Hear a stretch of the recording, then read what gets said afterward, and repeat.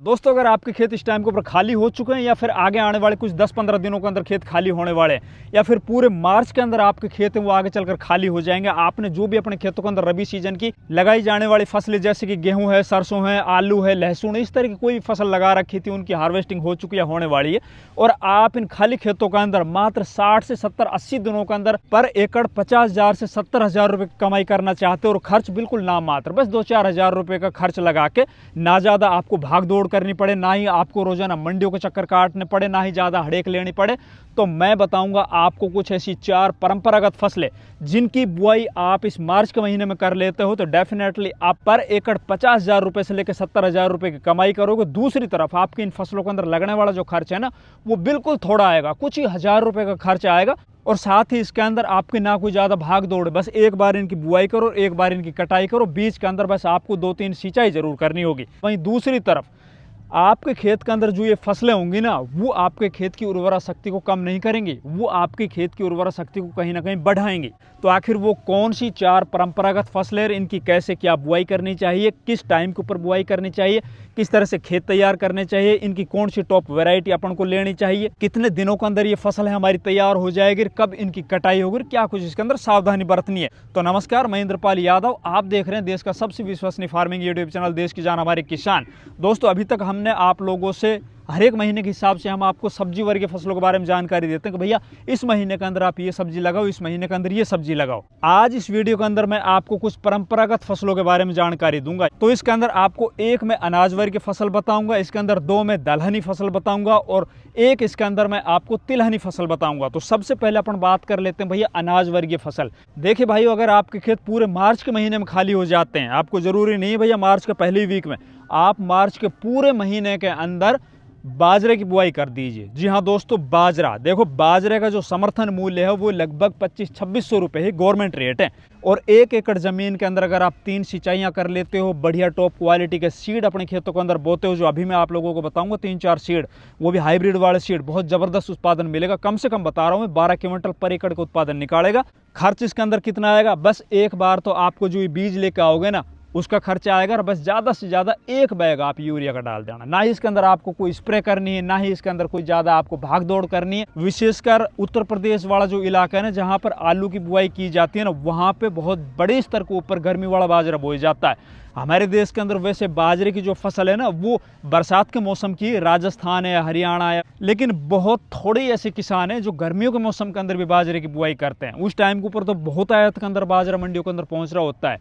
इस टाइम के ऊपर गर्मियों के मौसम के अंदर तो बाजरा मंडियों के अंदर बहुत कम हो जाता है, तो रेट वैसे ही 200-300 रुपये अप हो जाते हैं, उसके मतलब बढ़ जाते हैं। और साथ ही इसके अंदर निकलने वाला जो चारा है ना, पशुओं के लिए वो चारा भी बहुत बेशकीमती होता है। तो भैया आप बाजरे की बुआई कीजिए। बाजरे की बुआई करते वक्त आपको खेत की अच्छे से जुताई कर लेनी है। जुताई करने के बाद इसके अंदर आपको या तो आप सीड ड्रिल मशीन से बाजरे की बुआई कीजिए या फिर आप छिटक विधि से बाजरे की बुआई कर सकते हो। अब बात रही भैया इसके अंदर टॉप वैरायटी की, क्योंकि इसके अंदर उत्पादन सबसे ज्यादा निर्भर करता है इसकी टॉप वैरायटी के ऊपर। इसके अंदर पायनियर कंपनी का 86M11 और पायनियर कंपनी का है दूसरी एक हाइब्रिड वैरायटी 86M22, साथ ही कावेरी सीड का KPS 6310 ये वैरायटी भी आप लगा सकते हो।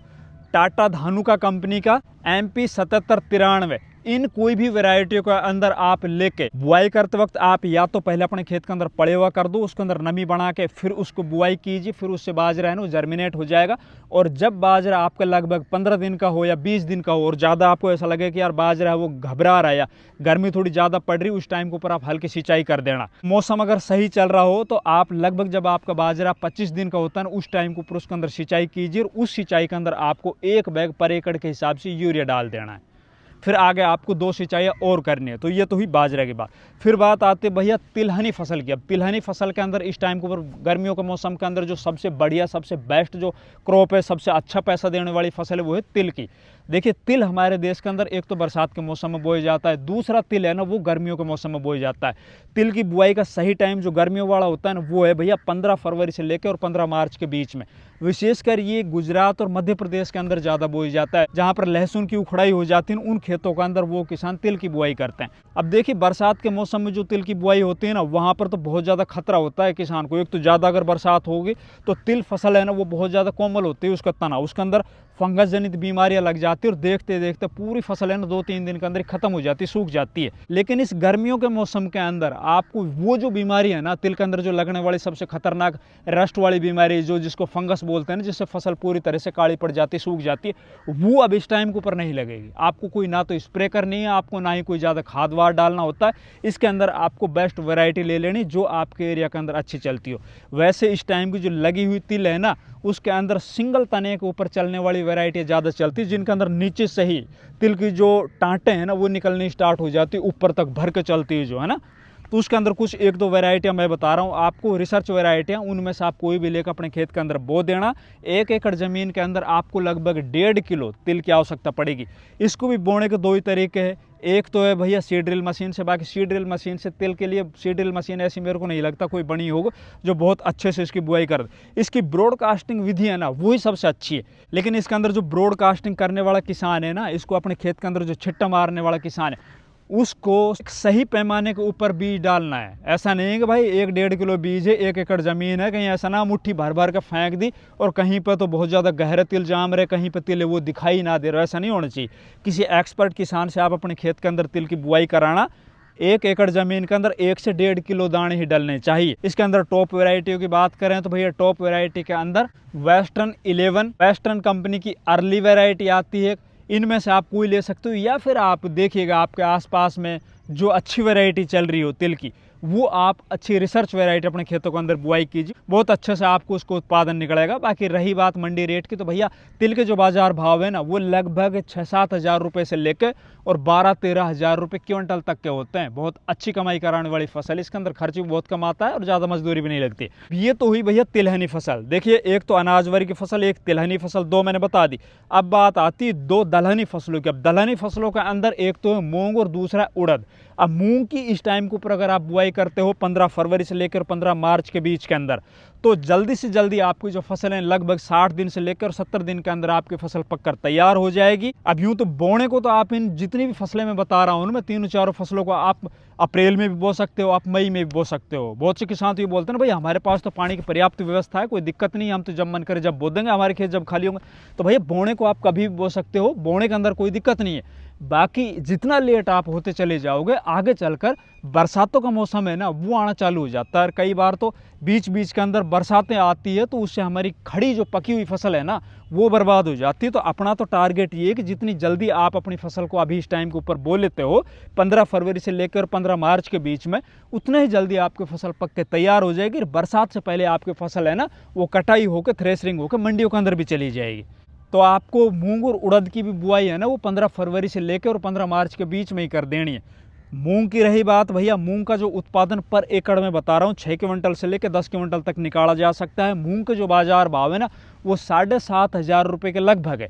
बाकी इसको मंडियों के अंदर आप इस रेट के अंदर तो कहीं भी बेच सकते हो, जरूरी नहीं है कि आपको समर्थन मूल्य के ऊपर इसकी तुलाई करनी है। अब इसकी बुआई करते वक्त आपको इसकी भी टॉप वैरायटियाँ लेनी है। टॉप वैरायटियों के अंदर मैंने अभी मूंग के ऊपर एक सेपरेट वीडियो अपने चैनल के ऊपर अपलोड कर रखा है, उसके अंदर बुआई से लेकर कटाई तक मूंग की सारी डिटेल के अंदर जानकारी दे रखी है। उसके अंदर आपको वैरायटियाँ भी बताई, उसके अंदर आपको बेसल डोज भी बताया और बुआई करने के बाद इसके अंदर अपन को क्या कुछ करना है, कौन कौन सी बीमारी आती है, वो सब चीज़ें भी मैंने बता रखी, तो उस वीडियो को आप देख सकते हो। रही बात उड़द की, तो भाई उड़द की भी वही सेम प्रोसेस है जिस तरह से आप मूंग की बुआई कर रहे हो, वही लगभग 10 से 12 किलो पर एकड़ के हिसाब से आपको उड़द का बीज लेना होगा। उसी तरह से आपको खेत तैयार करने होंगे। जिस तरह से आपकी मूंग है वो 60 से 70 दिन में तैयार होती, उसी तरह से उड़द है ना वो भी 60 से 70 दिन में तैयार होकर मंडियों के अंदर पहुंच जाती है। अब बहुत से किसान है ना वो तो मूंग को तरजीह देते हैं और बहुत से किसान है वो उड़द को तरजीह देते हैं। अब निर्णय आपको लेना है कि इन दोनों दलहनी फसलों के अंदर से आपको कौन सा लगाना है, या फिर दोनों को ही लगाना। मेरा तो मानना है आप दोनों को लगाइए। अगर आपके पास जैसे 4 एकड़ जमीन है तो उसके अंदर 1 एकड़ में आप बाजरा लगाओ, 1 एकड़ के अंदर तिल लगाओ, 1 एकड़ में आप मूंग लगाओ और 1 एकड़ के अंदर आप उड़द लगाओ। तो भैया ये कुछ 4 परंपरागत फसलें जिनकी बुआई आप इस टाइम के ऊपर करते हो, तो डेफिनेटली आप बहुत कम समय के अंदर बढ़िया पैसे भी कमाओगे, बगैर कोई हड़ेक के, बगैर कोई ज़्यादा भाग दौड़ के, बगैर कोई ज़्यादा खर्च के। वीडियो अच्छा लगे वीडियो को लाइक करो, ज़्यादा से ज़्यादा वीडियो को दूसरे किसान भाइयों तक शेयर करो। चैनल अभी सब्सक्राइब नहीं किया तो प्लीज़ चैनल भी सब्सक्राइब कर लो। धन्यवाद।